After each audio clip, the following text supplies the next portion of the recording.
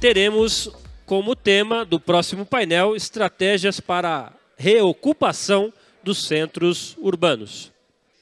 Vamos então convidar aqui ao palco, ele que vai fazer a moderação deste painel.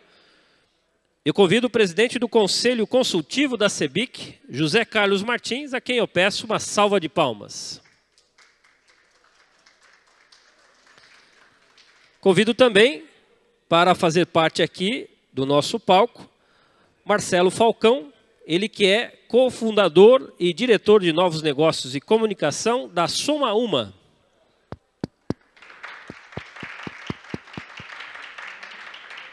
Convido Raul Loures, jornalista e colunista do UOL. Patrícia Herden, presidente do Conselho de Arquitetura e Urbanismo, CAL Brasil. Convido também Guilherme Werner, sócio e consultor da Brain Inteligência Estratégica. Nosso presidente Renato Correia, daqui a pouquinho vai estar aqui conosco, mas passo a palavra ao nosso presidente do Conselho Consultivo, José Carlos Martins, ele que vai fazer a moderação. Vamos lá. Muito obrigado. Alô? Alô? Obrigado a todos, obrigado a todos os nossos palestrantes que estão aqui. A casa está cheia, vocês estão vendo, esse negócio 5 horas da tarde em São Paulo, trânsito, chuva, não sei o quê. Realmente não estamos com tanta plateia, mas eu tenho certeza que quem não veio vai se arrepender, porque é um assunto, pessoal, que apaixona a todos que mexem com ele. Nós podemos não estar com a casa cheia, mas certamente aqui eu vejo as pessoas que estão aqui dentro que são extremamente importantes a tudo isso aqui. Pessoal, eu estou aqui com o Marcelo, que é uma pessoa que eu tenho maior admiração como empreendedor. É uma pessoa que nasceu no centro de São Paulo, que conhece o centro de São Paulo e hoje empreende no centro de São Paulo. Eu acho que esses assuntos... Eu estava num outro painel que eu vim correndo, no qual a gente entrava na discussão da industrialização da construção. Tudo isso são mudanças da cabeça do nosso empresário. Se a gente não entender e trocar o nosso mindset, nós estamos ferrados. Sabe? Porque a gente não vai entender onde existem as oportunidades aderentes aos anseios da sociedade. Estava aqui o menino da CUFA dando um depoimento fantástico. Estava o menino aqui da WRI, no painel atrasado, aqui falando o trabalho que eles fazem com ruas. Né? Ou seja, tem um monte de coisas que, se a gente vê com a nossa expertise, nós poderemos ajudar a sociedade a ser melhor. Sabe? Eu acho que é esse o ponto fundamental que a gente tem que acordar. A gente tem que acordar que nós entendemos alguns assuntos que a gente pode ajudar a sociedade. Porque muitas vezes a gente cobra das pessoas, mas elas não têm o nosso conhecimento. Eu tenho quase 50 anos de formado. Olha tudo que eu já passei na vida. Tudo que foi capaz de enfrentar aí pela vida. Ou seja, quando a gente vai numa discussão, você está levando uma experiência desse tipo, e a gente sendo do bem, aí é um problema que a gente... Não é um problema, a gente tem que se mostrar. Eu conheço vocês e sei que são do bem. Então a gente tem que chegar e se mostrar e defender aquilo que a gente acha que está correto. Estamos aqui com o Raul, que tem um canal fantástico no YouTube, que eu tenho certeza que quem está aqui jamais perdeu. Cadê o Kleber? Cadê o Kleber? Kleber aqui, Raul. Estava louquinho aqui, queria te ver aqui antes da reunião aí. Estamos com a Patrícia, a nossa parceira, a nossa querida presidente do CAL, CAL BR, né, o CAL Brasil, que está também nessa, vamos dizer assim, nessa luta aí, para trabalhar com essa reocupação dos centros urbanos. E estou com o Guilherme aqui também, que vai falar um pouquinho para nós sobre a parte de números, né, de aceitabilidade, coisas desse tipo, de quem vai ocupar o centro urbano. Pessoal, o nosso painel aqui nós queremos fazer extremamente simplificado, vou dizer assim, privilegiando o debate. E o que nós queremos provocar a todos eles. Vamos lá, vamos pensar em reocupação de centro. O que são nossos centros hoje? Um antro de droga, de tudo que é de ruim. No entanto, quando você olha os números, o Silvio, seja bem-vindo, o Paulinho também, deixa eu dizer, as cidades brasileiras expandem em área física muito mais do que elas expandem em termos de população. Se você pegar as 25 cidades mais populosas do Brasil, elas encolheram 3 milhões de habitantes nos últimos 12 anos aí de um censo 2010-2022. Elas encolheram 3 milhões. Espera aí, mas São Paulo não parou de fazer prédio. Então esse déficit não é o buraco que deixou no centro é muito maior, porque ele foi compensado em parte por aquilo que se construiu no resto da cidade, e mesmo periferia de São Paulo. Agora vocês vejam que país metido a besta que somos nós. Pense assim, eu cada vez expando a minha rede, eu expando asfalto, eu impermeabilizo, eu tenho que fazer rede de água, de esgoto, de iluminação, de segurança, de serviços públicos, coisa e tal. Ou seja, eu estou investindo, um país que não tem dinheiro para fazer tratamento de esgoto no Brasil, ele fica expandindo suas redes, para além de ter que gastar com isso, ter que manter para o resto da vida. Vamos ser sinceros, você não te limita aquilo só que você está colocando.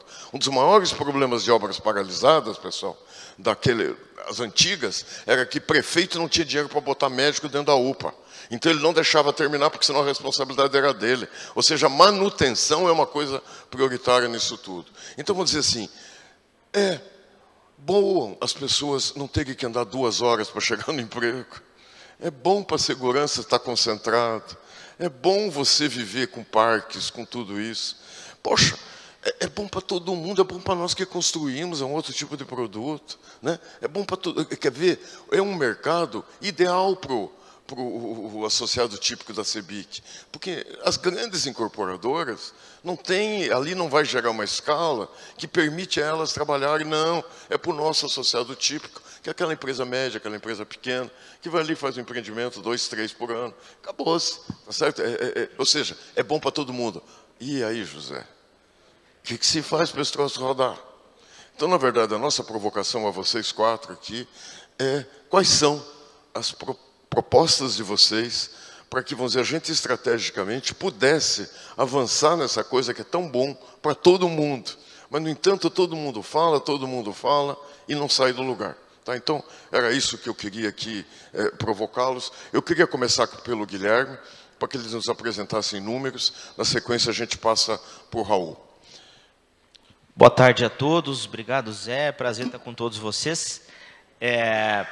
A ideia aqui é municiar e ser um pouco provocativo de como estratégias que já vêm ocorrendo no Brasil afora, eu acho que isso é legal, isso aqui começou a ser pauta das grandes cidades brasileiras com certo grau de recorrência, o quanto a revitalização de áreas centrais tem sido uma indutora do crescimento do próprio mercado imobiliário. Então, acho que isso é importante. O mercado imobiliário de algumas regiões tem crescido substancialmente, exclusivamente por iniciativas já bem-sucedidas de revitalizações de áreas centrais. Eu vou pedir, por gentileza, para colocar aqui um PowerPoint, rapidamente, que eu coloquei lá, para a gente começar a mostrar. Acho que foi. Vou fazer em pé aqui que eu consigo ver melhor. Opa. E aí eu trouxe aqui para vocês dois dados importantes. Primeiro, um recorte, dado totalmente inédito, viu, Zé, que a gente vai divulgar isso. Não estamos conseguindo ver, pessoal. É outra, essa é do Raul.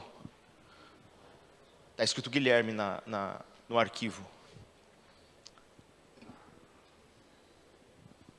Foi lá? E a gente trouxe aqui um dado bem inédito. E a Brain como empresa acredita muito nisso também. Eu até estava brincando aqui há pouco que o meu fundo de tela do celular é uma foto de um plantão de vendas que eu bati esse tempo que o produto está conceituado justamente no ganho de tempo que a gente precisa ter. E a foto diz que metro quadrado é diferente de tempo ao quadrado, né? E a gente tem uma busca incessante hoje, eu particularmente tenho, de ter tempo ao quadrado, porque tempo é dinheiro, tempo é saúde. O que eu trouxe para vocês hoje? Eu vou começar mostrando, e muito da revitalização de áreas centrais perpassa necessariamente por retrofit. Agora, em maio, nós vamos divulgar um grande estudo, onde a Brain foi sponsor do estudo, juntamente com o Santander e o SHI, que é a Santander Holding Imobiliária, sobre o cenário de retrofit no Brasil. É um livro de 100 páginas, estamos editando ele, finalmente. Em breve vocês vão saber aí sobre o lançamento, vai ser lá na sede do Santander, sobre retrofits e o potencial do retrofit no Brasil. Então a gente gosta do tema, investe no tema. E eu trouxe aqui alguns spoilers inéditos do que a gente vai divulgar daqui a um mês. Um desses spoilers é justamente como o empresariado, vocês que aqui estão, enxergam o retrofit. A gente falou com os 100 empresários sobre o tema em profundidade. Um dos respondentes está sentado aqui, por sinal. E no segundo momento eu vou trazer o case do Rio de Janeiro. Vi que o Murilo estava por aí. E como a revitalização urbana de áreas centrais, no caso do Rio de Janeiro, já tem sido a indutora do crescimento do mercado carioca. Então, é para mostrar que realmente o mercado tem aceito, o consumidor tem aceito, e o empreendedor que topou a iniciativa, que topou a ideia, também colheu bons frutos. Tá? Praticamente aqui, a gente falou com 100 entrevistados ao longo aí do final do ano, C-levels de incorporadoras e de empresas do mercado imobiliário do Brasil como um todo. Olha lá, o conceito já é amplamente difundido, disseminado no nosso meio. A grande totalidade, boa parcela da totalidade do empresariado da construção civil, ao menos se diz, e isso aqui é importante a gente entender, ao menos se diz conhecedor do tema do retrofit. E 62 vislumbram trabalhar ou já eventualmente trabalharam. E aí acho que esse é um dado bacana. Nem de longe, se a gente circular aqui fora no COF, em qualquer sala, a gente vai achar 6 a cada 10 empresários que atuam com retrofit. Nem de longe.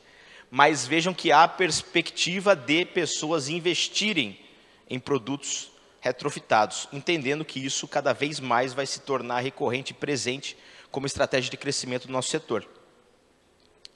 Mas, ao mesmo tempo, quase 70%, 68% entende que a demanda por retrofit nos grandes centros urbanos brasileiros está aumentando, ou seja, é uma temática que essas pessoas estão acompanhando de perto.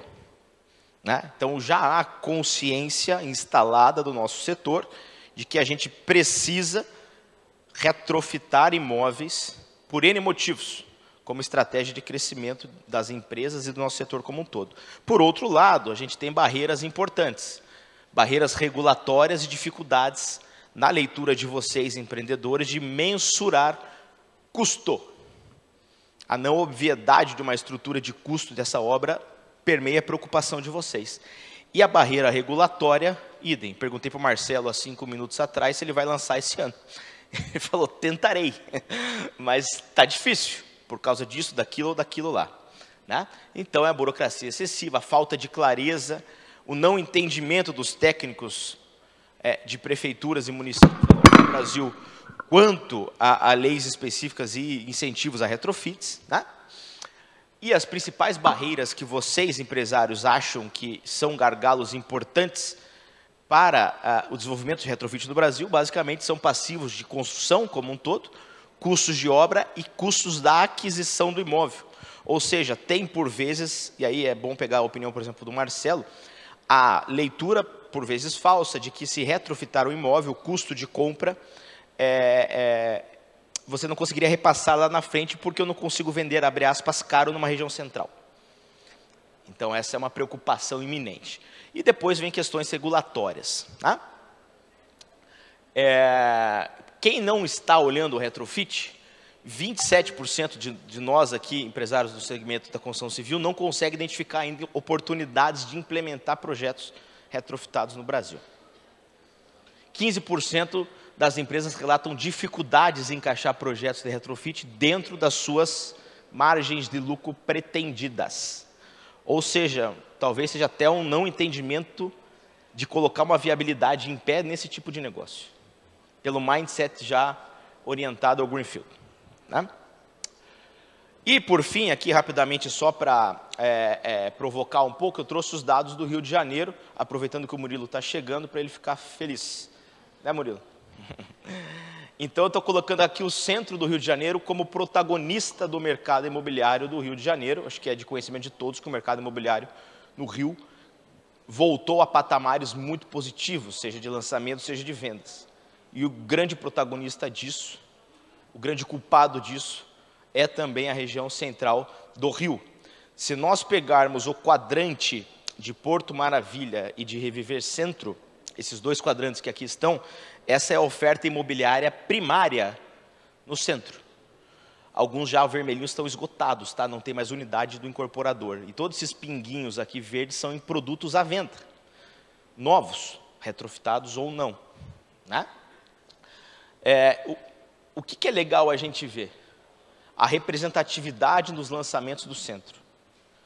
O centro, lá no início da pandemia, ele representou 2% do que o Rio de Janeiro lançou em unidades. No último ano, ele representou 23% do que o Rio de Janeiro lançou em unidades. Foram mais de 5.000 apartamentos novos lançados no centro do Rio. Será que estão comprando esses apartamentos ou só tem algum maluco lançando? Nesse início de ano, primeiro bimestre, 27% do que se lançou na cidade do Rio de Janeiro foram unidades dentro daquele cluster, daquele quadrante que eu acabei de mostrar para vocês. Em VGL, ou seja, em valor geral lançado, 16%. Se eu tenho mais de 20 e tenho 16, significa dizer que ainda são produtos que têm ticket médio menor do que a média da cidade, o que é compreensível, sobretudo no Rio de Janeiro, se comparado à Zona Sul, se comparado à Barra da Tijuca, por exemplo. Tá? Mas isso acompanha também nas vendas. O protagonismo de vendas do centro do Rio de Janeiro acompanha em igual proporção. Era 1% das vendas em unidades ali em 2020, ontem. E olha como isso maturou rapidamente. 22% do que se vendeu ano passado no Rio de Janeiro estava no centro. 22%. A gente começa, né, Murilo, este ano e final do ano passado, o ciclo de entregas no centro. Que aí sim é a grande virada de jogo. A gente está trazendo a família efetivamente para o centro, neste momento agora no Rio de Janeiro. Tá? Mas você vê que houve uma aceitação mercadológica, tanto de vocês, empresários, quanto do público, às teses de revitalização de centro, que qualquer pessoa em sua consciência é favorável. Em VGV, a gente vendeu quase 2 bilhões de reais ano passado na região central do Rio de Janeiro.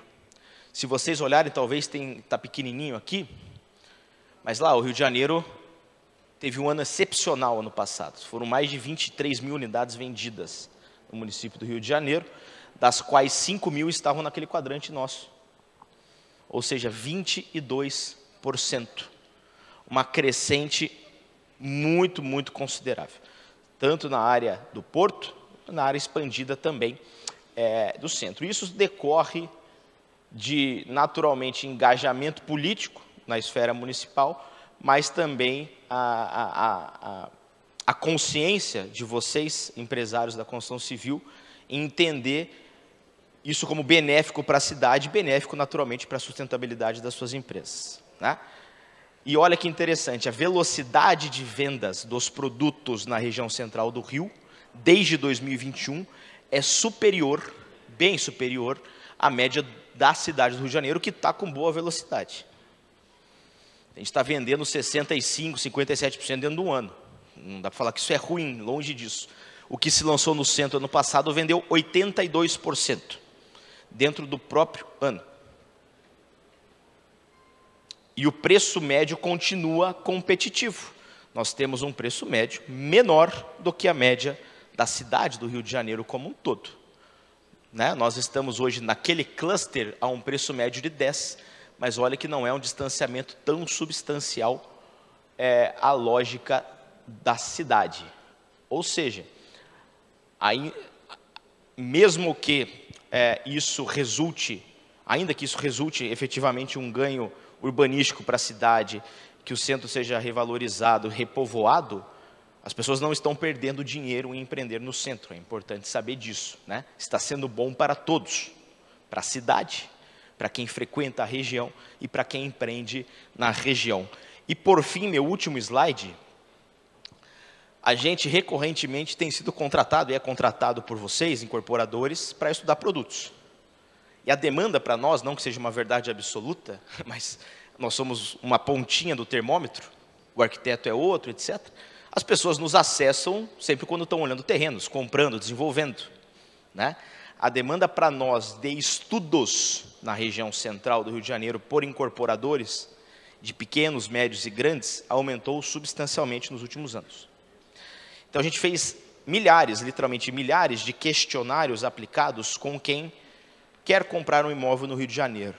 Então quem está comprando esses imóveis? Isso aqui é interessante. Eu trouxe um slide, só para vocês entenderem a região que mora. Isso aqui é uma base superior aí a 2.000 questionários, ok? Aplicados para produtos no centro. Estou pegando um produto que está sendo desenvolvido no centro e estou testando com o público no Rio de Janeiro. E perguntando a opinião dele, etc. E aqui é um recorte de onde esse cara está vindo. 50% de quem está comprando no centro agora, do Rio de Janeiro, vem da Zona Norte. Metro quadrado é diferente de tempo ao quadrado, como eu acabei de dizer, né? E já tem uma retroalimentação da própria demanda local. 20% de quem está comprando lá também é do centro. E só o último aqui, mas isso é importante. Ó, 70% de quem comprou e está pretendendo comprar, trabalha no centro. Esse cara não quer vir de Madureira, quer vir de Rocha Miranda, quer vir do Meier, do Caxambi, até de regiões mais próximas lá no norte, para vir trabalhar no centro e enfrentar 2, 3 horas para ir para voltar, né? Então, esse cara majoritariamente está trabalhando no centro, historicamente trabalhou no centro, e ele está migrando. Todas as grandes regiões vindo, mas com uma incidência maior da Zona Norte, ou seja, a gente está repovoando o centro de pessoas que querem naturalmente e ter um ganho efetivo de qualidade de vida. Tá bom? Seria isso, estou à disposição. Guilherme, centro inclui Porto Maravilha? É Porto / Reviver. É Porto Maravilha. E aí eu acho que os nossos 2 participantes ali do Fundo de Garantia estão colocando aqui um ponto fundamental. A importância do Fundo de Garantia lá atrás ter acreditado nesse projeto e investido para a gente criar a CEPAC. Lembrando que, justamente, o fundo, Isso aí. o FGTS é quem fomentou tudo. Exatamente. Eu acho que é importante. 5 bilhões 5 de reais. bilhões que foram colocados lá. Então, antes de passar para o Raul, eu queria colocar aqui, Raul, você veja uma coisa. O que o Guilherme colocou? Por que 2000 que ele usou 2020 para frente? Mudança da legislação. Mudança da legislação mudou o mundo. Tem capital para o financiamento. Aposta naquele tipo de financiamento. Não fugiu daquele tipo de coisa. Ou seja, precisam de alguns aspectos estruturais para você realmente trazer as pessoas. E esse último dado, vamos dizer, aqui, esse levantamento, Guilherme, você derruba várias coisas que às vezes quem critica coloca. Um deles é que quem vai ocupar o centro é rico. Não, você mostrou que o preço médio e o valor do VGV é inferior ao restante da cidade. Ou seja, não. Quem está morando ali é quem precisa. Segunda coisa, quando você faz aquela vinculação onde trabalha, onde mora, mata a pau, né? Eu acho que é isso que precisava atender com o que a gente quer. Raul, muito obrigado pela presença. Prazer enorme de tê-lo aqui. Obrigado, boa tarde. Eu acho que a minha apresentação deve estar por aqui, mas eu vou aproveitar, enquanto a apresentação é descarregada, para falar de Rio de Janeiro, porque a minha fala vai focar na qualidade do que a gente faz no centro. Não é apenas mandar um monte de gente para o centro que vai ficar ótimo. Até porque as duas áreas mais densas populacionalmente de São Paulo são no centro. Sé e República. Então tem um monte de gente entupida, sem qualidade, não cria grandes bairros. Infelizmente, eu tive recentemente no Rio de Janeiro, visitando o primeiro desses grandes empreendimentos no Porto Maravilha, chamado Rio Wonder. E quando vocês googlarem Rio Wonder, vocês vão chorar, e acho que nem a bossa nova mais triste vai te deixar tão melancólico quando você vê um quarteirão inteiro de 950 apartamentos, sem uma única loja no térreo, sem esquina e muros pelos 4 lados. Ou seja, é uma versão para baixa renda do pior dos condomínios da Barra da Tijuca. Então, que dinheiro público esteja fomentando isso em 2025, que a prefeitura aprove projetos assim, deveria nos fazer perguntar, é esse tipo de requalificação do centro que a gente quer. E olha, teve ministros lá, teve prefeito, teve governador, e todo mundo achou uma maravilha. A gente precisa de uma revolução educativa e de sensibilidade neste país enorme. Porque depois de décadas de BNH, de Minha Casa Minha Vida, do filme Cidade de Deus, a gente aprendeu muito pouco. E se algo que eu não vi no tal Rio Wonder é qualquer wonder. Aliás, aproveitando que a Patrícia está aqui, como falta trabalho para grandes arquitetos. Ele claramente, ninguém pensou que não é um gasto, é um investimento no projeto. Né? Acho que a inteligência artificial teria feito algo melhor que o Rio Wonder. Mas vamos aqui para a recuperação do centro.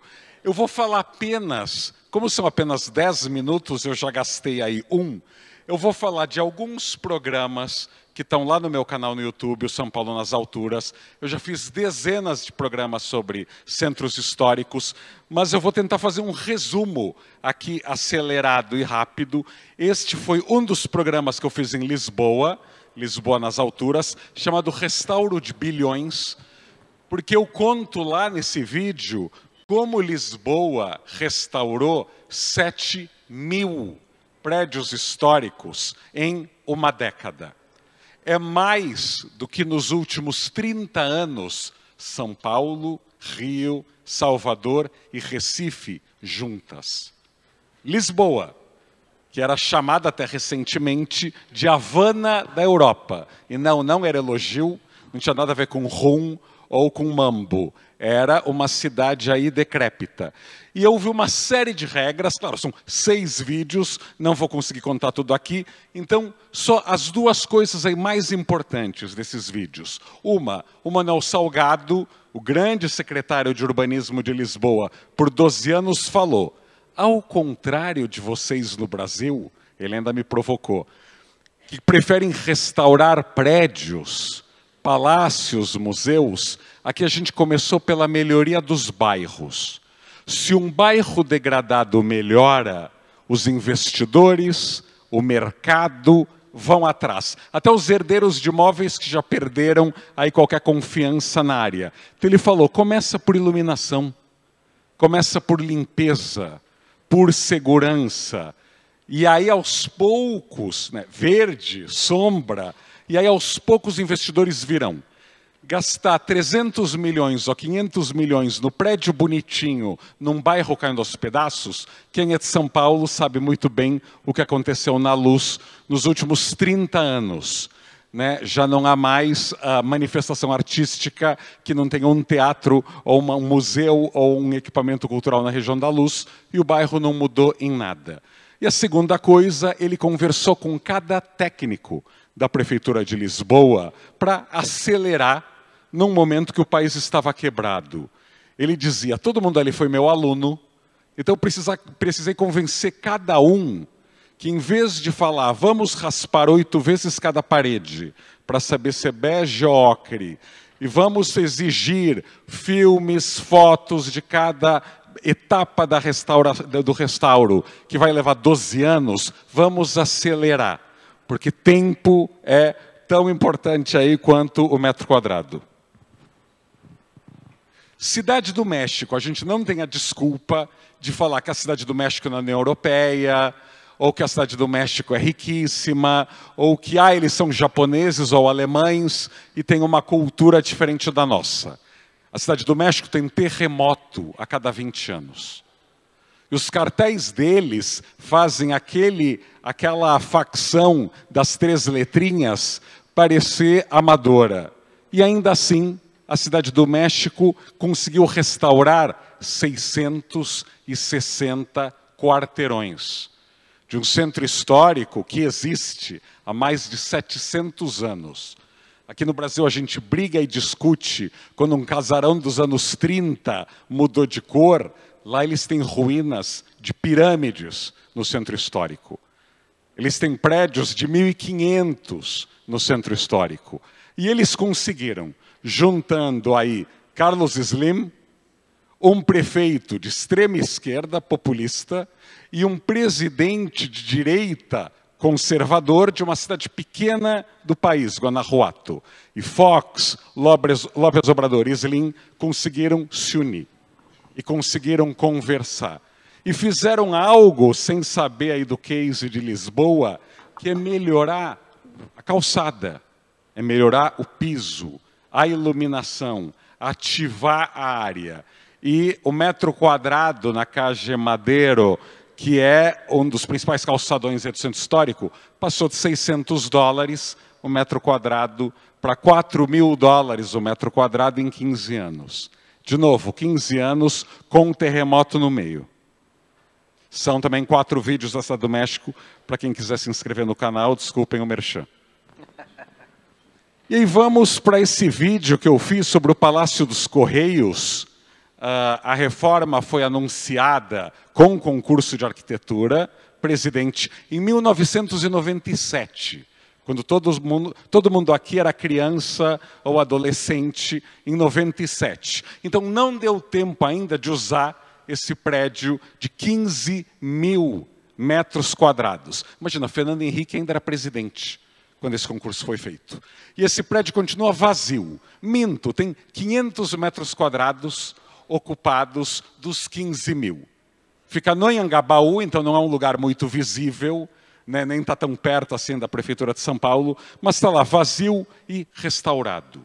Então fica a grande pergunta: quantos prédios de governo federal, municipal e estadual estão hoje vazios ou subutilizados, que você não precisa desapropriar, que você não precisa entrar numa pendenga jurídica e que ninguém dá uso? Aliás, se formos contar imóveis da igreja, da Santa Casa e dos militares, você constrói cidades inteiras de novo. Isso está na nossa frente.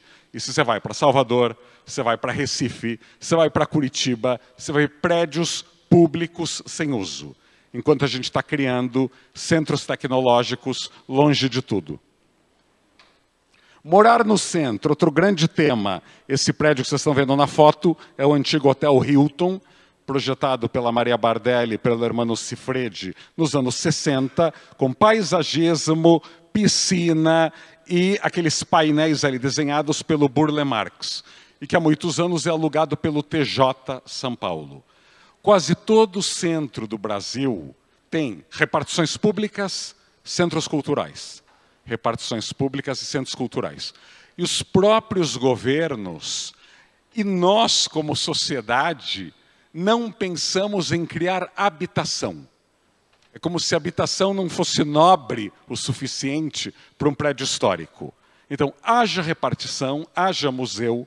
Aqui em São Paulo, onde as pessoas dizem querer requalificar o centro de São Paulo, todo mundo comemora quando o Sesc abre a 10ª ou a 15ª unidade no centro, em prédios que poderiam virar residenciais.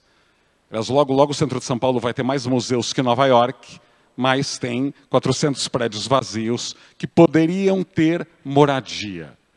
Lisboa, Cidade do México, Barcelona, Nova York, a cidade que vocês buscarem, tem gente morando no centro. Não dá para fazer um centro monousuário, monofuncional. 25 de março, toda a cidade brasileira e toda a capital tem uma área comercial muito viva, que às 6 da tarde fica vazia, em onde quase ninguém mora. E esses lugares, invariavelmente, são barulhentos e bagunçados. É impressionante que as prefeituras que adoram multar e adoram taxar, não multem os barulhentos. Porque a única maneira de ter gente morando em áreas comerciais, e aqui em São Paulo a gente pode pensar no Bom Retiro, no Brás, na 25 de março, na Zona Cerealista, onde mora pouquíssima gente, é a gente cuidar também do barulho. Aqui é um caso de Seul, que eu filmei lá, o maior centro de design do mundo, projetado pela Zaha Hadid, ou seja, já é da década passada, e é numa área que seria uma mistura de Brás com Bom Retiro de Seul. Uma área de moda, de confecção, têxteis, que estava em decadência, porque todas as empresas de lá se mudaram para o vizinho ao sul, a China.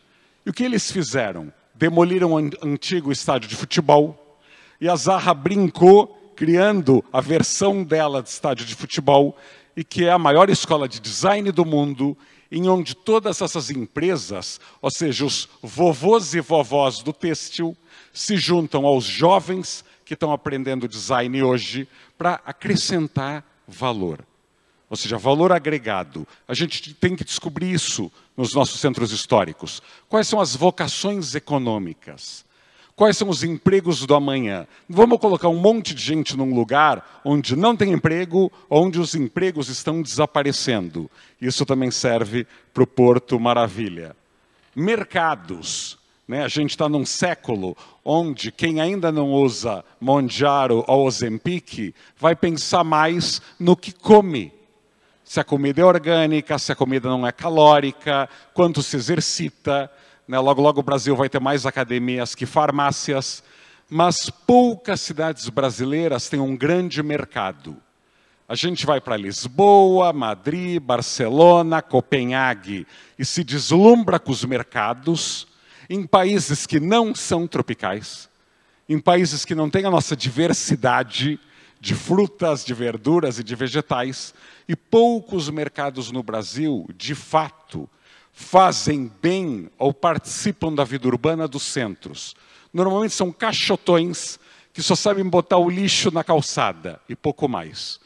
Então, num momento que todo mundo quer comer e todo mundo quer ser chefe e todo mundo assiste aos 45 programas de culinária do GNT, é uma hora de transformar os mercados também numa arma para a revitalização dos centros. Eu estive em Manaus há pouco, e que mercado espetacular, inclusive na arquitetura, mas numa área, de novo, onde não mora quase ninguém. Ativação. Toda cidade brasileira tem verba para cultura, que é gasta em 4 shows, ou de duplas sertanejas, ou do axé, ou do forró, que deve ser ótimo para os cachês desses artistas, mas que não deixam nada na cidade. Aliás, nem Copenhague gastaria aí R$1 milhão, ou de coroas, ou de euros, para um show que vai e não deixa legado algum. São Paulo gasta uma fortuna nessa virada, e você vê no mundo, eu comento até o caso da Cidade do México, você ter shows e eventos menores, todo final de semana, à noite, que eduque o brasileiro a frequentar o centro em horários pouco convidativos, é pedagógico. Se São Paulo conseguiu, qualquer grande cidade brasileira pode fazer. Mas, de novo, a gente precisa ativar e precisa utilizar os saberes da arquitetura e do urbanismo. Paris, que é uma cidade que não tem déficit de beleza, ela ilumina seus prédios históricos na Noite Branca, na Nuit Blanche, que deu origem à virada. E nós não, nós colocamos um palco, alguém cantando, acabou, e deixa aquele lastro de bagunça e de sujeira. A gente tem que aproveitar essas poucas noites do ano, que nós levamos os cidadãos para conhecer o centro, para que eles vejam um centro mais bonito que de costume e mais cuidado. E aí, super estourado já, prédios históricos têm que ter a fachada restaurada com dinheiro privado, porque é injusto fazer uma prefeitura restaurar uma catedral ou um prédio de apartamentos que não lhe pertencem, mas é mais injusto ainda fazer condôminos de baixa renda, que ainda resistem no centro, pagar pelo restauro de um prédio histórico. Se é histórico e é tombado, é responsabilidade de todos. Então, eu conto nesse vídeo como Barcelona fez uma troca muito esperta, que é a empresa que banca o restauro de uma fachada por 1 ano ou 2 anos, pode colocar a sua marca, a sua propaganda na tela de proteção da obra. E aí virou uma competição em Barcelona, se a Samsung versus Apple, ou se Mastercard ou Visa, quem restaura o maior prédio, o mais importante, a fachada mais histórica.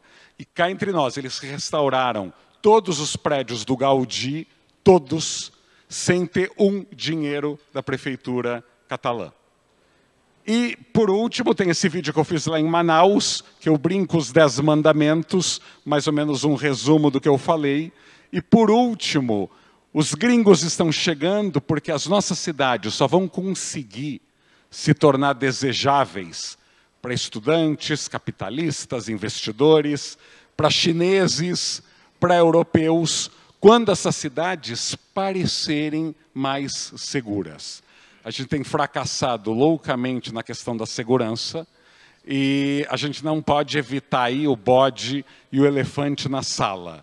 Enquanto os nossos centros forem inseguros, vai ser muito difícil levar empresas, levar moradores, que vão, aliás, precisar elevar, né, a alíquota do seguro para ter o seu CEO ali. E é isso. Muito obrigado. Obrigado, Raul. Obrigado. Muito boa, eu gostei demais. Tá? Eu acho que o Raul, eu admiro pela capacidade de provocar, eu acho que é isso que a gente precisa. Né? Eu acho que a gente precisa de gente que provoque mesmo, que nos faça pensar. E eu estava aqui pensando o que eu ia dizer ao teu final, né, Raul? Eu disse obrigado por provocar. E, pessoal, vocês veem que está um tempo aí que eu estou mexendo nesse assunto. Né? Vocês percebam isso. Que bom que tem alguém aqui como o Raul que vem e coloca isso, jogue no que está acontecendo. Porque isso aí estava abandonado. Isso estava no fundo do baú. Ninguém sabia que existia esse assunto centro de cidade. E, de repente, a gente começa a mexer, Raul, e você começa a mexer como vespeiro, você começa a mexer como... O Raul tocou num ponto aqui, pessoal. Depois, Marcelo, até eu posso te provocar para você falar um pouquinho. Tem um problema que esses grupos aqui, esses grupos que o Raul falou, é que esse assunto é apaixonante, então dá vontade da gente seguir. Mas vão dizer, esse que o Raul falou, Santa Casa, ordem religiosa, não paga IPTU. Eles não pagam IPTU. Então, o IPTU progressivo não pega neles. Se você quiser implantar, para poder fazer eles revitalizarem aquilo ali, isso é uma bronca do Marcelo. Sabe como é que é? Poxa, os caras não pagam e tem um problema pior, que vocês não acreditam. Se a Santa Casa vender, como ela recebeu por um valor que foi reajustado ao longo do tempo, e aquele muquifo que ela tem ali não vale mais nada, se ela vender, ela vai ter que realizar o prejuízo, o patrimônio dela cai e ela não pega mais empréstimo. Vocês compreendem? Como tem assim um monte de situações, né, Raul? Mas eu acho que com gente apaixonada não há quem possa. O meu amigo Silvio Barros, quando a gente criou o futuro da minha cidade, Silvio, posso repetir uma máxima tua? Pessoal, a gente criou aqui na CEBIC um projeto chamado Futuro da Minha Cidade, no qual o empoderamento do cidadão para tocar a sua cidade, pensando na seguinte linha: o cidadão fica, o governante passa. Tá? Essa era toda a filosofia. E a gente ia, reunia e fazia eventos. E o Silvio chegava no final do evento, eu obrigava todo mundo a fazer uma doação em dinheiro. Porque ele dizia assim, quem ama, manda flores. Não é isso? Então eu acho, né, Silvio, que está chegando a hora da gente falar aqui também, né, Silvio? Isso aí. Obrigado, Raul. Queria passar para a Patrícia. Obrigado, Patrícia, pela parceria. Obrigado por estar aqui conosco. E que você represente tão bem aí, brilhantemente, o CAL, que representa os nossos arquitetos que dão exatamente esse lado que muitos anos... Eu sou engenheiro, tá? Então posso falar bem à vontade.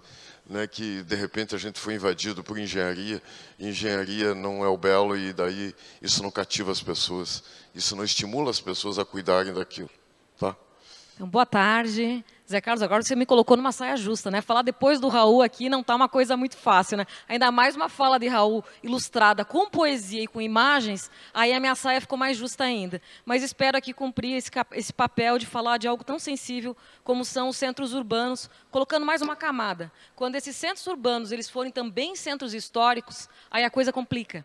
E queria falar que tem uma lei, a Lei 14.405, de 22, publicada no Diário Oficial da União, que ela alterou o artigo 1351 do Código Civil, que reduz o quórum para aprovação da alteração de uso de unidades. Isso foi uma alteração que parece singela, mas não é. Pensa que você precisava de 100% de aprovação de um condomínio para fazer uma alteração de uso. E aí a gente coloca uma camada que foi muito agravante na situação dos centros urbanos, que se chamou pandemia. O que aconteceu com os centros urbanos depois da pandemia? Eles esvaziaram. E um centro vazio, ele é um centro que ele está sujeito, sim, a ter todo tipo de acontecimento de insegurança para o cidadão. Então, o Raul citou um ponto muito importante, que é de nós termos um centro que eles tenham um multiuso. Ele não pode ser um centro só focado em moradia, só focado em comércio, ele tem que ter vida, tanto diurna quanto noturna, ele tem que ter vida. E ali onde a vida acontece, as coisas acontecem. A importância também, Raul, da questão do concurso público. Quando a gente traz o concurso público de arquitetura, você ativa algo chamado de inovação, ativa algo chamado realmente de trazer o novo, como você trouxe agora, você mostrou tantas cidades, eu não me lembro se foi Barcelona, que utilizou a fachada para ajudar no restauro, Barcelona, né? Então, ali é criatividade, né? Se nós não temos o recurso necessário, ou ativação necessária, vamos usar a criatividade. E, modéstia à parte, nós, arquitetos urbanistas, somos mestres em criatividade. E é para isso que nós temos que ser ativados, né? Eu assisti o lançamento do Master Plan do Rio de Janeiro, que foi lançado no ano passado. É um plano maravilhoso, pensado a longo prazo. Então, nós não podemos pensar de forma imediatista. Nós temos que pensar nos centros urbanos com um novo olhar, que não é mais aquele olhar do centro histórico, não é mais o olhar que tínhamos antes da pandemia, onde a maioria das pessoas hoje, você vai falar com meu filho de 20 anos, eu quero trabalhar online. E é isso, o jovem quer trabalhar online, ele quer trabalhar a partir de casa, né? Então, a necessidade de conexão do trabalho com a moradia, ela ainda é necessária, sim, mas é um novo momento, um momento que isso pode não ser necessário em 100% do tempo. E isso provocou, sim, um grande esvaziamento dos centros urbanos. Tem que ser repensado os usos, pensado em como misturar com moradia. Vou trazer um exemplo também do meu estado. A diferença, Santa Catarina, está lá o Fabrício, a diferença de uma beira-mar norte em Florianópolis para uma Avenida Atlântica em Balneário Camboriú. Tem um único detalhe que eu considero, Fabrício, que foi relevante. É a questão do térreo comercial. Isso muda absolutamente tudo. Quando você coloca o térreo comercial, você potencializa aquele empreendimento. Você traz a questão do multiuso, você traz a questão da temporalidade de uso, tanto diurno quanto noturno. Então, são algumas ações que parecem, a princípio, simples, como alterar uma convenção de condomínio para não precisar de 100% de aprovação para uma mudança de uso. Quando você incentivar um uso ativo da fachada, através do seu térreo. São algumas atitudes que, a princípio, elas são simples, mas elas têm que acontecer, né? Eu fico muito entristecida quando eu visito uma cidade como Recife e enxergo aqueles casarões maravilhosos despencando, literalmente despencando. Tem que ter a parceria público-privado, tem que facilitar, de uma certa forma, a questão do incentivo. Não pode ser um ônus para o proprietário tiver um imóvel tombado, não pode ser um ônus para o proprietário. Muito pelo contrário, tem que ser algo que realmente traga para ele uma facilidade no trato daquele imóvel. Então, eu não vou usar meus 10 minutos, deixo o resto dos meus 10 minutos aqui, que o Raul avançou, para dizer o seguinte, temos que usar criatividades, temos que desburocratizar, né? Desburocratizar os nossos processos. E se outro case que você trouxe, ele fez em 10 anos, Lisboa, se não me engano, nós podemos sim fazer. Basta vontade, criatividade e iniciativa. Obrigada. Parabéns, Patrícia. Acho que é bem isso, sabe? Você falou aí bonito, né? Não te preocupe, foi maravilhosa a tua fala depois do Raul. Eu acho que vamos dizer assim, a gente antigamente falava em mesas, né? Não sei mais como é que a gente fala agora, mas afinal de contas, o grupo que está aqui na frente, quando a gente põe gente diversa, né? Esse lance da diversidade é outra coisa apaixonante, porque vamos dizer, as várias visões sobre os mesmos fatos, como isso enriquece, como faz a gente ser maior. Você tocou num ponto, Patrícia, fantástico. Esses dias eu participei de um debate lá no Rio, estava a CEO do Carrefour Properties. Simplesmente o Carrefour, pessoal, hoje, quem sabe se não for é o segundo ou terceiro maior proprietário de terras para incorporação no Brasil. Ele pode se tornar o maior incorporador no Brasil. Por quê? Porque ele fez supermercados começou na década de 70, foi o que ela explicou. Só que esses supermercados deles cercou de cidade agora. Então eles têm supermercado, terreno na Marginal, né, que estão fazendo aquele enorme, daquele empreendimento ali. Então, ou seja, eles se tornaram fantásticos. Só que o que ela disse? Essa moça disse. Ela disse o seguinte, que a maior rentabilidade deles por metro quadrado é o Carrefour Express, que precisa de uma fachada ativa. É um pequenininho. Sabe aqueles tipo 7-Eleven, essas coisas que você tem ao longo do mundo? Aí vão dizer, o Carrefour Express é a maior rentabilidade por metro quadrado que o Carrefour tem. Então, vamos dizer, eles interessam demais ter essa possibilidade nos centros para que eles possam instalar uma rede disso. Sabe como é que é? É tudo questão de conversar, de baixar bola, desarmar espíritos, de provocar. E agora, já que a Patrícia falou em criatividade, o empreendedor que eu conheço, mais criativo que eu conheço, é esse menino aqui. Sabe, eu tenho uma admiração pelo Marcelo muito grande, desde o dia que eu conheci, né? Eu nem me lembro da que foi que a gente conheceu, Marcelo. Mas você dizia que em algum instante a gente se cruzou e eu fiquei conhecendo o Marcelo. E o Marcelo tem esse lado de coração também, que tem cara de Sebic, de coração, de entender de como que se faz essas coisas e de entender tanto o ambiente que aquilo está inserido, como o cliente dele. Marcelo, aqui eu queria que você nos dissesse, para que a gente realize esse sonho, o quanto que você não consegue dormir. Rapaz, né? Eu tenho 18 anos, estou com essa cara. Não, acho que todo mundo passou aqui por temas importantes e acho que eu peguei duas palavras aqui, né? Uma a sua de manutenção e a sua que envolve o AI aí e os equipamentos públicos culturais, que no fim do dia é isso. Eu acho que o incorporador, de maneira geral, ele olha, é isso, né? Produzir, vender e sair, e não para essa manutenção. Né? Então, eu brinco que hoje a gente está olhando para o centro quase como a Sobloco olha para a Riviera de São Lourenço, né? Vamos fazer a Riviera de Piratininga. Ou seja, como que a gente fica perto desses imóveis, que na Europa acontece muito isso, né? O incorporador ele fica na administração desses ativos, seja do condomínio, seja da locação, para manter essa característica. Retrofits que aconteceram 20, 30 anos ainda tem uma cara, tem uma personalidade, é contemporâneo muito por conta disso. Existe o aspecto cultural também da gente como cidadão. Quem aqui foi para Paris e não visitou o Louvre, né? Quem vai para Nova York e não vai no MoMA? Agora, se eu perguntar quem aqui já foi na Catedral da Sé, no pátio do colégio, no mosteiro, né? Então, a gente como cidadão não faz nossa parte, né? Então, não adianta a gente falar de futuro sem a gente olhar para o passado e retomar isso de maneira que as pessoas percebam o nosso valor cultural e, obviamente, adequando ao contemporâneo. E qual que é a relação com o AI? Nos últimos anos, com exceção da AI, que cresceu absurdamente,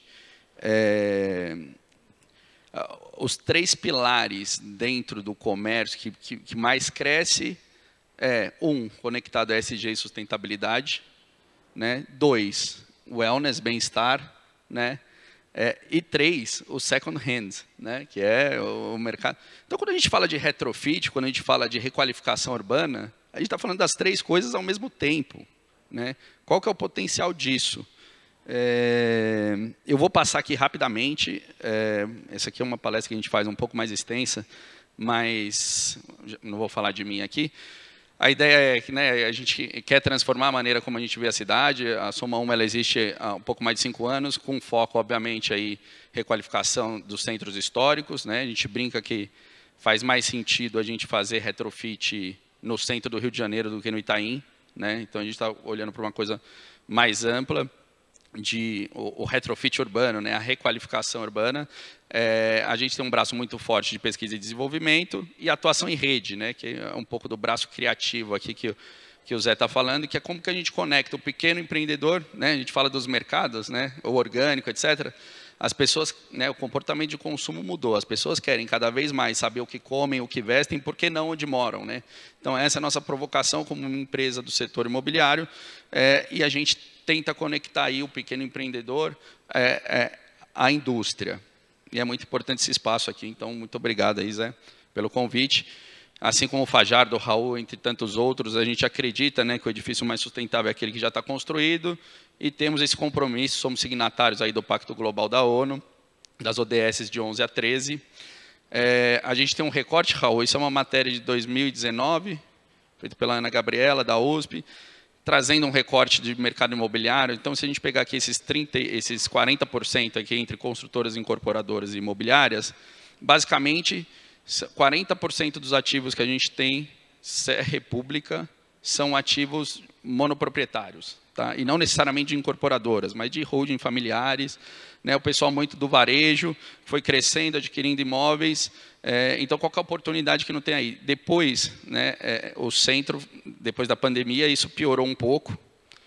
E aí, enfim, acho que eu vou falar um pouquinho da relação de igreja, Santa Casa, etc., mas que a gente também precisa mudar as normas de avaliação desses imóveis, porque aí você vai falar com Santa Casa e Igreja, eles querem o preço de avaliação, e não vale, né?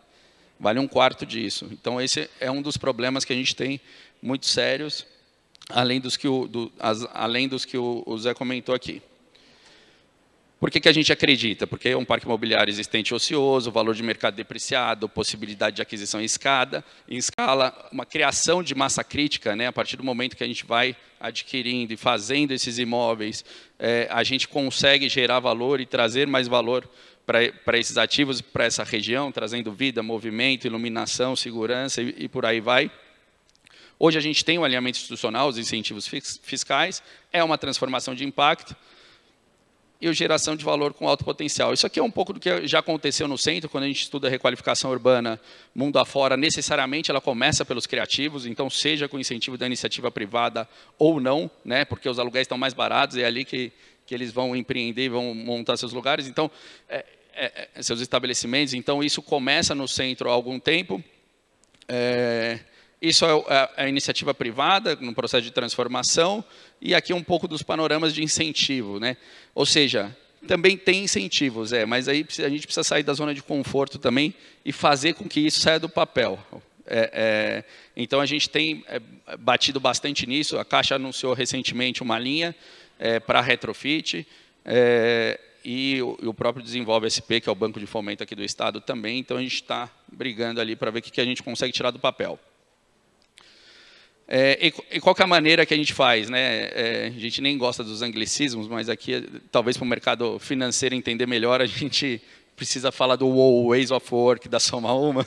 Talvez fique mais sofisticado e a gente consiga alguma atenção. Mas a gente trabalha nos 3 pilares, né? O hardware, que basicamente é o retrofit, o software, que são serviços atrelados a ele, e o peopleware, que é essa gestão de comunidade, né? Cada vez também mais forte. Essa mudança de comportamento, as pessoas querem cada vez mais fazer parte de um grupo social, e a gente está bastante atento para isso. Então, o hardware são os ativos. Então, aqui são 3 dos nossos projetos. 2 a gente fez em parceria com a Jive, o terceiro, o Virgínia, a gente fez com o Family Office, com a Carmucuri. Aqui a gente tem um pouco do que é o impacto, né? Ou seja, vou passar aqui rapidamente, mas quando a gente compara um edifício novo com o existente, o que a gente evita de impacto, né? 70% dos gases de efeito estufa, 94% de energia elétrica, 85% do consumo de água. Aqui as fotos do edifício pronto. A gente traz, né? Coloca um lã de PET aí a pessoa acha que é cachorro, né? Mas a lã de garrafa PET, a gente substitui a lã de rocha. Então, ou seja, a gente também tem um cuidado especial em trazer produtos atóxicos e mais sustentáveis. No Virgínia também, a gente 93% do material de demolição foi, né, destino certo de reciclagem. Parte dele volta como ladrilho hidráulico das calçadas e dos granilites. Então, também a gente sempre vai trazendo inovação. Mas acho que o grande objetivo da Soma Uma é também chamar a atenção das pessoas, por mais que não queiram comprar com a gente, né? Então, a gente brinca que virou quase agência, né? Então, como que a gente transforma espaços vazios, ociosos, em lugares interessantes, vibrantes, para que as pessoas venham cada vez mais para o centro e a gente ajude a transformar a região. Então, a gente começou com o térreo Virgínia. O Virgínia era um ativo estressado, então a gente precisava regularizar a documentação. Enquanto regularizava a documentação, a gente abriu uma loja usando, sim, as ferramentas de urbanismo tático, né? Então, qual que era a ideia? Vamos abrir a loja de maneira efêmera, se funciona, fica temporário, dando certo, isso vira um modelo de negócio e fica definitivo, né? O Virgínia, o térreo Virgínia foi uma super referência na região, começou a sair em vários lugares. Isso nos fez ser convidado para a primeira semana de design que ia acontecer no centro. E nós fizemos, como acontece em Berlim, Nova York, qualquer outro lugar do mundo, ocupamos o prédio com criativos, né? Então, trouxemos arte e design para dentro do prédio e aproveitamos para contar a história e resgatar essa história do edifício e da região. Essa coisa da requalificação está sempre conectada à arte, design, música, moda. Então, a gente tenta colocar todos esses pilares dentro do edifício. Então, quando a gente termina esse ciclo, a gente fecha justamente com o desfile da São Paulo Fashion Week no próprio térreo Virgínia, e aí sim a gente começa as obras. Aqui é um pouco do... Era uma loja de motos, né, da Honda, ficou fechado muito tempo. E aqui um pouco do processo, né? Deu muito certo, e a gente montou, então, portanto, a Casa Soma Uma, que é o posterior, que é o nosso plantão de vendas, mas não é só um plantão de vendas. Ele é café, ele é bar, ele é restaurante, a gente faz ativação de outras marcas. A gente promoveu um evento recente, né, Cidades em Movimento, justamente para discutir essas questões. Então, é um espaço justamente para que a gente mantenha essa cidade movimentada, essa cidade cada vez mais interessante. Então, parte da gente também é essa proposta. Aqui é um pouco dos eventos. Aqui é até um evento do Raul com um arquiteto incorporador português falando disso. Uma corrida noturna que a gente fez, deu 300 pessoas, a Nike foi junto, porque foi uma coisa maluca, e a gente resolveu 2 dias antes do aniversário de São Paulo. Aqui é um resumo dessas mostras que a gente fez, acabamos de terminar uma, inclusive, então, ao todo, a gente recebeu entre 25 e 30 mil pessoas que circulam pelos nossos prédios, que voltam, que frequentam o centro, que não necessariamente é do centro. Isso também dá uma visibilidade, tanto em termos nacional quanto internacional. E o impacto social disso, gente, são pessoas que não têm espaço nas galerias, em outros lugares, mas aqui a gente tem um exemplo da Babo, que ele entrou sozinho numa mostra, e depois ele saiu com 5 funcionários e montou o negócio dele. A Pavio Vintage, eu encontrei ela no Rio de Janeiro, recentemente fui dar uma palestra, ela estava lá numa feira e falou, olha, vocês mudaram minha vida, porque eu tinha um emprego, mas minha paixão eram as velas. E agora eu posso viver só das velas por conta desse movimento e da visibilidade que esse evento deu. E aqui a Elaia Design, que tem um trabalho incrível também de tirar, né, esse excedente do mar. Então, todas as nossas ativações têm a ver também com sustentabilidade, com conscientização. E aqui é um dos exemplos de trazer, de tirar esses resíduos do mar e isso virar design. Tudo isso tem trazido a indústria para perto, então a Souvenir é uma parceira da Soma Uma. Esse aqui, inclusive, são meus sócios. A gente saiu no Revela 2025, uma das cores, né, está muito conectado ao estudo das tribos, das comunidades. Uma das comunidades é a própria Soma Uma, dessa parte de regeneração. E isso resulta, obviamente, né, não estamos falando aqui, ninguém está falando de filantropia, 93% das unidades vendidas, inclusive do Virgínia, inclusive com valor de metro quadrado superior aos greenfields do entorno, o que era uma dúvida para todo mundo do setor. Então, hoje a gente conseguiu validar essa tese e acho que, em resumo, é isso. Passei rapidinho. Vou parar por aqui, a apresentação mais extensa, mas... Pode mais um pouquinho, você tem mais aí, a gente faz... Não, é que aqui eu começo a falar de números e de potencial, não sei se faz... Talvez essa aqui faça bastante sentido, trazendo um pouco das referências da Brain. O que a gente tem? Perfil de cliente, comprador, 52% masculino, 48% feminino. Renda, até 10 salários, 32%. De 10 a 20, 25%. De 20 a 30, 21%. E acima de 30, 22%. Região de São Paulo, 43% Zona Sul, 33% Zona Oeste, 17% no centro. E Zona Leste e Zona Norte, 7%. O que isso quer dizer? Quanto que é o metro quadrado em Pinheiros? Quanto que é o metro quadrado em Moema? Né? A gente está falando em R$ 12.500 valor médio de metro quadrado no centro. rico em modais de transporte, equipamentos culturais e tantas outras coisas. Tem investidor olhando para isso, mas também tem os filhos deles olhando para isso, né? Então, por quê? Porque hoje eles estão frequentando o centro, né? Se você for olhar os melhores restaurantes, os melhores bares, hoje estão no centro de São Paulo. Então, tem essa movimentação de outros bairros olhando para o centro e vindo para o centro como potencial consumidor. Aí a gente fala um pouquinho do que a gente imagina como tese, como os clusters e quais são as possibilidades. Mas um dado interessante, Raul, entre poder público, igreja e Santa Casa, na região do Triângulo, a gente tem 1 milhão de metros quadrados. Quantas famílias nós não conseguiríamos trazer para morar no centro, né? E aí a gente tem dentro desse cluster aí só o potencial, né? Um potencial de 1,7 bi de VGV, mais de 3.100 unidades, de aproximadamente 50 metros. E estamos falando só de um trechinho pequeno do centro de São Paulo. Então, basicamente, foi trazer essa provocação e acho que é isso, gente. Obrigado. Obrigado a você, Marcelo. Eu tava aqui pensando, olhando vocês 4 aqui, e pensando, olhando essa plateia, e dizendo assim, graças a Deus que a vida me trouxe a possibilidade de conviver com pessoas tão especiais. Eu acho que, quem sabe, seja uma das maiores gratidões que eu tenho a ter. Para terminar, eu quero provocar fazer uma provocação para vocês aqui, né? Mas eu queria dizer o seguinte, pessoal, vocês percebam que a outra coisa, esse produto, não é aquele, Kleber, que a gente vai lá, compra o teu terreno em Corumbá, faz as tuas casas lá em Corumbá, não é isso? Então, vamos dizer, é outra coisa. Você percebe que o Marcelo aqui está falando da vinculação com o social, com a comunidade. Sabe, você colocar dentro do teu produto um outro componente que não é aquela coisa simplória que a gente fez ao longo do tempo. Só que isso dá um resultado tão grande que todos os números fazem, que vira um enorme de um resultado, inclusive comercial. Sabe, inclusive comercial.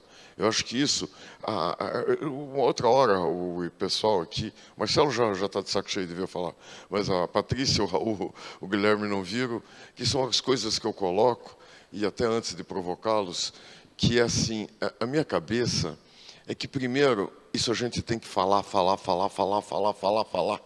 para que as pessoas entendam que tem um novo mundo à nossa disposição e que a gente não precisa estar fazendo o que a gente faz hoje. Agressão ao meio ambiente, entendeu? Derrubando a qualidade de vida das pessoas. Porque quem fica 2 horas para se deslocar de casa, ter um emprego? Qual é a produtividade dessa pessoa? Vamos pensar por esse lado de produtividade no trabalho, né? Porque depois tem que voltar para casa mais 2 horas. Não é isso? Então, são coisas assim. Eu vou dar um número para vocês, que é uma das coisas que me impressiona. Vocês estão falando muito. São Paulo, até pela característica aqui. Mas eu queria falar de outras cidades. Eu vou dar um exemplo para mim, que é marcante, que é São Luís. Aquela São Luís poderia ser a cidade mais linda do mundo. Aquela arquitetura de São Luís. Tem alguém de São Luís aí? Não vi o Fábio, não vi ninguém. Não, acho que não tem ninguém. Vamos dizer, maravilhosa. Eu tenho um número na cabeça, pessoal. O povo que gosta de Minha Casa Minha Vida. Não sendo essa crítica que a gente... Isso é a única coisa que a gente discorda, eu com o Raul, Minha Casa Minha Vida. Mas vamos lá. Fizeram um piloto em 2 casarões. O que eu quero dizer é o seguinte, cada casarão de São Luís pode produzir 11 apartamentos na faixa de 40 e 50 metros. O padrão Minha Casa Minha Vida, 40 e poucos metros. Tem 6.600 casarões cadastrados. Eu posso gerar, vamos lá, 60, 70 mil novas unidades no centro, que eu estou falando de quanto? 200 mil pessoas eu posso levar para o centro da cidade, com tudo disponível, que eu só tenho que preservar a fachada. Vocês compreendem? São atitudes assim, mas aí você bate no patrimônio histórico. Aí você bate no bombeiro que não entende que aquele imóvel feito na década de 50, hoje não pode ser feito. Aí você bate na norma de desempenho, que diz que a espessura da laje vai fazer barulho para o vizinho, que o tamanho da coisa não dá. Ou seja, nós temos entraves, coisas pequenas, que acabam atravancando esta coisa maravilhosa que fizeram. A minha função, eu acho, nesse processo, pessoal, é tentar alertar para isso e trabalhar para que isso reverta, sabe? Para que a gente transforme em legislações aquilo que possa ser feito. Eu vou dar um exemplo de patrimônio histórico para vocês, sugeridos pela Kátia, ex-presidente do IFAM. Tem muita área que não é o patrimônio que é a história, é a área de como é que é, chama aqui, como é a área de... envoltória de alguma coisa. Só que é o seguinte, 90% do que está ali dentro tem vantagem nenhuma histórica. Tem uma ou outra coisa ali dentro. Se você cataloga e aí só deixa aqueles que são principais para serem analisados pelo IFAM, os outros você libera através de uma autodeclaração, tá certo? Você libera os funcionários do IFAM e você não precisa 3 anos para liberar o empreendimento. Vocês compreendem? São medidas desse tipo que eu acho que a gente podia fazer. Mas eu queria agora provocar vocês, assim, para a gente também não pegar muito trânsito na saída. E agora, José? E agora? Ou vamos ficar... Mas vamos lá. Por onde a gente começa? Por onde a gente começa? Vamos começar pela Patrícia? Ladies first. Saia justa de novo. Não, meu amor. Não. Olha, eu acho que tem... Por onde começa, entende, Patrícia? Porque você tem o problema de tudo. Às vezes, não sei se você é assim, mas eu chego, às vezes, eu olho a minha agenda, eu vejo tanta coisa para fazer, dá um tilt e não faço nada. Para mim, tem que começar pela legislação. Florianópolis aprovou a lei do retrofit no ano passado. Então, a gente ainda não viu o impacto ainda. Demorou? Demorou. Mas chegou. Então, eu penso que tem que começar a olhar para a sua casa. Como olhar para a sua casa. O prefeito olhando como que eu vou fazer diferença no meu município. Como que eu vou realmente potencializar meu centro. As leis estão adequadas? Não estão. É por ali que tem que começar. Assim, sendo bem curta e direta, é por aí. Isso que nós estamos fazendo aqui, favorecendo o debate, é muito importante. Só que não dá para ficar só no debate. Tem que realmente avançar para a ação. E eu começaria pela legislação, revisão da legislação. Gostei, objetiva, adorei, Patrícia. Guilherme, você que é o rapaz dos números. Vamos lá. Eu acho que as cidades, em alguns casos, a gente até comentou esse outro momento, estão discutindo muito a tática e não a estratégia. Acho que isso tem atropelado um pouco planos de mais longo prazo. E a legislação é algo que ajuda em pensar em mais longo prazo. E eu não vejo movimentos também, agora para falar um pouco da massa trabalhadora, de incentivos para aumentar a massa salarial de quem trabalha em centro.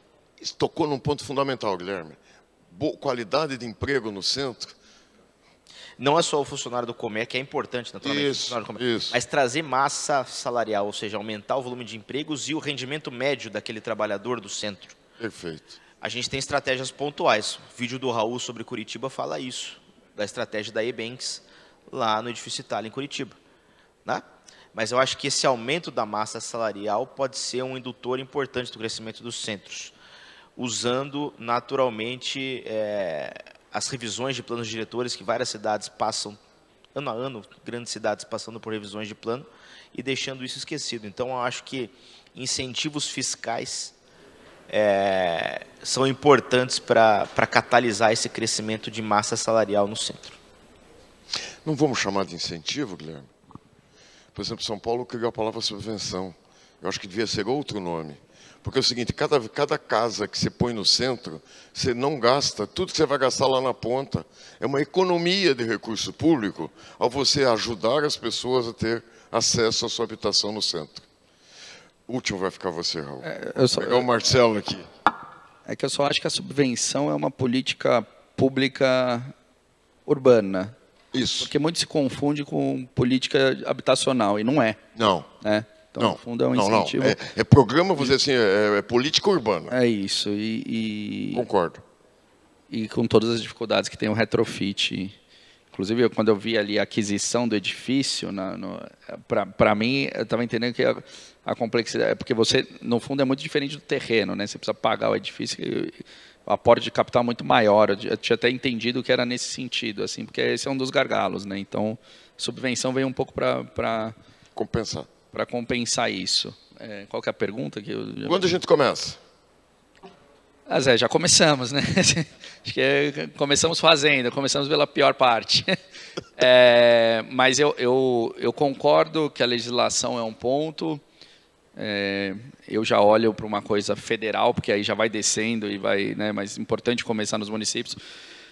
Mas mais do que isso é que esses encontros eles não sejam esporádicos. Eu acho que a minoria organizada vale mais que a maioria desorganizada. Então, no fim do dia, a gente precisa montar um time que realmente faça barulho e pressione para que as coisas funcionem no poder público.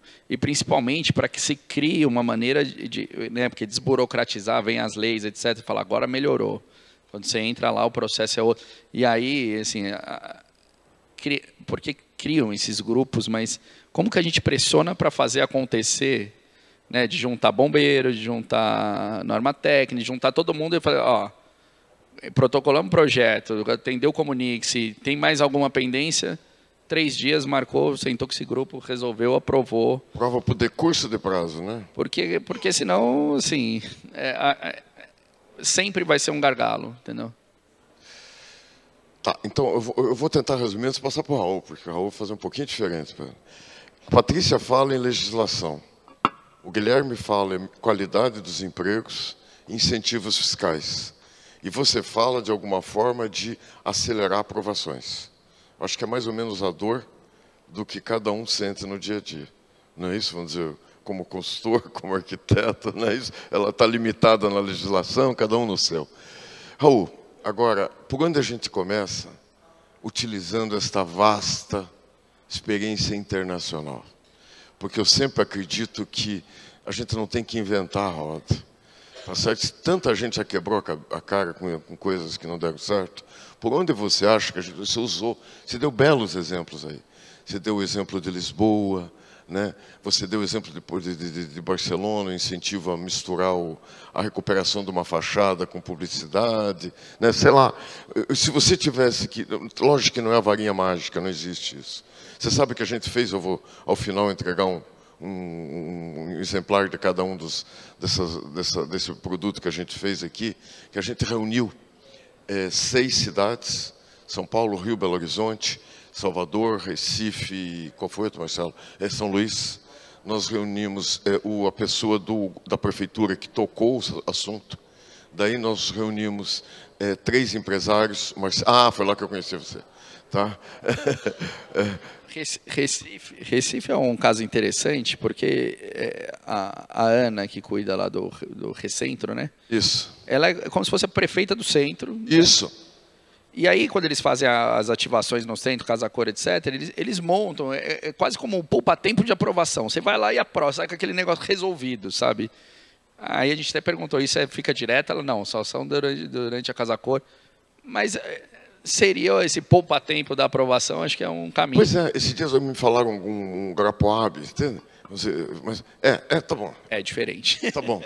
Então, já falei besteira. Mas eu queria dizer o seguinte, a gente juntou 3 empresários e a gente juntou governo federal, a vice-presidente de crédito imobiliário da Caixa, o rapaz de BNDES e o Ailton, que é o secretário nacional da habitação. Ou seja, cada um dizendo o que está feito e o que deu certo pelo que eles estão feitos. E produzimos um documento aqui para tentar disseminar o que dá certo. Sabe como é que eu acho que também não existe essa troca entre nós. Mas eu queria, Raul, te provocar, por onde a gente começa com a tua experiência internacional? Olha, vou tentar dividir a resposta, vou pegar um pouquinho aqui de cada um. O CalBR está patrocinando uma série no meu canal chamada Cidades nas Alturas. Eu comecei por Curitiba, né, a sua terra. E cito que Ebanks, Madeira e outras startups, que já são enormes, em Curitiba, estão no centro. E por que eu citei isso? Eu escrevi recentemente numa coluna no UOL, eu sou colunista lá, sugerindo que o Nubank leve a sua sede para o centro. Muita repercussão, quase 1 milhão de leituras. Eu acho que mais a ver com o Nubank do que com o centro. Mas foi um frenesi no mercado imobiliário, nos arquitetos, aliás, a quantidade de arquitetos que se ofereceu, Raul, eu vou com você até o Nubank, fazer a sede, etc. Mas alguns poucos arquitetos, e a gente sabe que tem de tudo num grêmio aí tão grande, fizeram um escândalo, dizendo não pode ter banqueiro no centro. O Nubank não pode ir para o centro porque vai gentrificar, porque o centro de São Paulo inteiro tem que ser habitação popular, tem que ser um enorme Minha Casa Minha Vida. E a minha resposta para a maioria é, me digam um centro histórico no mundo que só tenha habitação popular. Que não tenha empresa, que não tenha classe média, que não tenha classe alta, que não tenha entretenimento, que não tenha varejo. Então, quando você, Zé, fala de reinventar a roda, nós ainda estamos querendo inventar a roda. A gente está querendo inventar um centro histórico que não existe no mundo inteiro. E esse é um grande problema intelectual que afeta a todos.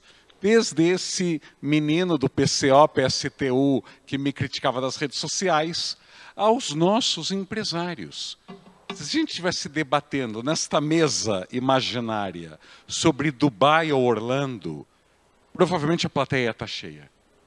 Porque boa parte dos nossos prefeitos, dos nossos empresários, dos nossos banqueiros, as referências são Dubai, arranha-céu com LED, Orlando, condomínio fechado, horizontal espraiado. Então, o centro histórico do Recife ou São Luís não dizem nada para 99% da elite decisória econômica política brasileira. Isso independente. Olha, eu sou jornalista há 30 anos e já entrevistei políticos de direita, de esquerda, de centro, de extrema direita, de extrema esquerda. Não. Eles só conhecem Dubai e Orlando. Eles não caminham, a vida deles é um eterno elevador, carro blindado, garagem, estacionamento, casa. Eles não fazem ideia do que seja a cidade. Eles não têm o prazer dessa paixão que o Marcelo tem pelo centro, porque eles não conhecem o centro. Aliás, ano passado, nas eleições municipais de São Paulo, eu conheci os candidatos há décadas, nenhum ali conhece o centro de caminhar. Aliás, os nossos candidatos não conhecem o Palácio dos Correios, e nunca entraram na Catedral da Sé, etc. De São Paulo. Eu não estou falando de Piraporinha do oeste da Groenlândia. Não, de São Paulo eles não conhecem. Então é uma batalha cultural, porque eu acho que a gente só vai ter uma legislação que faça sentido, como a Patrícia sugeriu. A gente só vai ter incentivos, estímulos e investidores. Ou seja, o dia que o Davi Vélez do Nubank ligar para o Marcelo, primeiro a Faria Lima vai ter que entender que o centro é melhor que o Morumbi. E vai levar um bom tempo. No caso mexicano, já que vocês citaram o Poupa Tempo, eles criaram uma instituição chamada Autoridade do Centro Histórico, que é um balcão único para bombeiros, para patrimônio histórico, para verde, meio ambiente, etc. E eles perceberam que nos primeiros anos não funcionou, porque olha que descoberta, no mesmo partido, no mesmo governo, os departamentos são feudos e o Chaves boicotava a Chiquinha, que boicotava o seu Girafales. Então o que eles decidiram? Não, temos que colocar o Kengun Gravitas. Isso eu também aprendi em Lisboa. Tem que ser alguém que todo mundo respeite, que todo mundo responda, que todo mundo atenda ao telefonema. Então, no caso, a Cidade do México é governada pela esquerda há mais de 30 anos, pegaram o Cuauhtémoc Cárdenas, que foi o primeiro prefeito eleito democraticamente da Cidade do México, e falaram, Cuauhtémoc, você vai ser o presidente da Autoridade do Centro Histórico. Porque ele era o cara que, se ele ligava para o Slim, ou para o presidente dos Correios, ou para o dono dos imóveis, ou para o bispo respondia. Então o bombeiro falava, opa, o Cuauhtémoc está na linha, a gente ainda não deu a VCB. De novo, se a Cidade do México fez isso em 2002, está na hora de a gente criar uma versão brasileira disso. Você sabe que essa é uma das primeiras recomendações que a gente tem nessa nossa publicação. Porque a gente percebeu, por exemplo, o Recife, que é o caso da Ana, né, funcionou porque ela tem autoridade. Vamos dizer assim, o prefeito delegou a ela esta autoridade. Então, realmente a coisa funciona, porque é isso, ela vai atrás, pô, tá me ligando, essa aí é mandada pelo prefeito, eu tenho que me virar. Então, eu concordo. Então, você acha que esta coisa é a criação da autoridade central? E para a gente ter uma autoridade, a sociedade tem que achar o centro importante. Então, primeiro é uma revolução cultural, comunicação, marca, mídia, the cool factor. As pessoas têm que achar cool. Eu tenho imóveis no centro. A sede da minha empresa está no centro. A minha sobrinha, tio, primo tem apartamento no centro. Porque isso facilita. Enquanto o centro for algo distante, bonitinho para você conhecer como turista, vai ser muito difícil. Não, está perfeito. Pessoal, acho que é um assunto que iria longe, com pessoas tão especiais aqui. Eu queria agradecer demais a presença de todos, Guilherme, Patrícia, Raul, Marcelo, todos vocês que aguentaram a gente até aqui essa hora, né, desde de manhã cedo, e dizer que esse assunto, alguém falou essa palavra, não sei quem de vocês, que é preferível a gente ter uma minoria, né, batalhadora, como é que é uma daquelas falanges romanas, né? Não é isso? Aquele troço bem coeso, bem firme, pouca gente preparada, do que às vezes tem uma multidão que não consegue entender. O que eu quis dizer, viu, Raul, sobre o nosso setor interno, é a mesma coisa que eu falei ali na industrialização. O nosso pessoal é, via de regra, conservador. É característica da personalidade do construtor. Ela é uma pessoa ligada ao tijolo, ao concreto, ao cimento, ou seja, são coisas assim palpáveis, coisas físicas, né? Então ele dificilmente muda daquilo que ele aprendeu a fazer, certo? Então ele aprendeu, deu certo, ele continua fazendo daquele jeito até que quebra a cara. Só que o que eu saí com essa bandeira foi essa minha saída da CEBIC. Eu digo, o projeto que eu vou sair da CEBIC, falei para o Renato, não te encho o saco nada, mas eu vou sair com esse negócio de reocupação. Tá? Então, vamos dizer assim, reocupação eu quero para mim exatamente por isso. Porque eu acho que é uma mudança, pessoal, uma mudança cultural do nosso setor. Concordo tudo com essas coisas que o Raul falou. Vamos dizer, é uma mudança cultural da gente entender. Vamos pensar uma coisa assim, não sei se é um bom exemplo, mas vamos pensar. Hoje, quando você compra um carro, você compra tecnologia, você compra software, é isso que você compra lá dentro, tá certo? Ou seja, eles pegaram um monte de lata e plástico e transformaram numa coisa inteligente, não é isso? Nós precisamos transformar o nosso produto em alguma coisa que não é essa inteligência artificial, mas emocional, de juntar com as pessoas. Tá certo? Quando a gente junta e percebe que o que a gente precisa são de pessoas, e esse assunto aqui tem tudo a ver com o de lá, porque o de lá era cuidar do nosso trabalhador. O que ninguém está entendendo que o trabalhador da construção civil sumiu, porque ele não aguenta mais trabalhar no sol e na chuva. Não adianta. Ele sumiu e não vai voltar. Pô. Acabou assim. Ou eu industrializo e faço dentro de um chão de fábrica, ou eu não consigo fazer. Pessoal, muito obrigado. Já que o Renato chegou, eu posso terminar.